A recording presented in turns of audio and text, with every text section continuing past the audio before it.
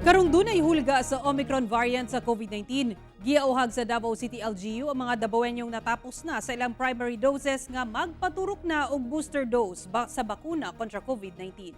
Ani ang report ni Argil Relator. Dungan nga nagpaturok og booster dose sa COVID-19 vaccine ang magsuong Rosita ug Elena, 15 sa mga senior citizen na sa USEP Gym sa Davao City. Ang vaccination site nga gitagana alang sa booster doses. Tungod sa hulga karon sa Omicron variant, misalig sila sa depensa sa bakuna kontra sa virus.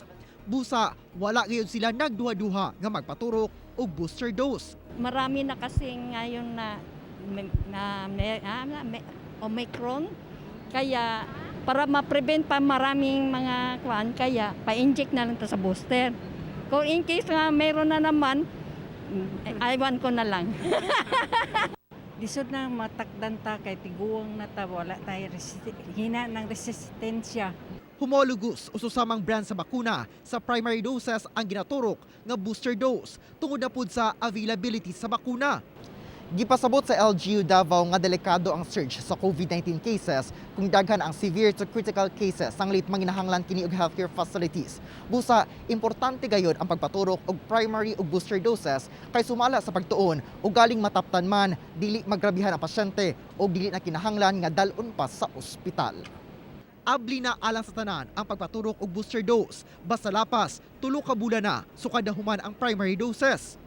Luyo nga mas daghan na ang nagagawas karon ug tungod sa hulga sa Omicron variant, nanawagan si Davao City Mayor Sara Duterte nga dili na mopili og brand sa bakuna aron paspas ang bakunahan. We have noticed na medyo langay o hinay-hinay ang mga tao sa pagkuha sa ilahang booster.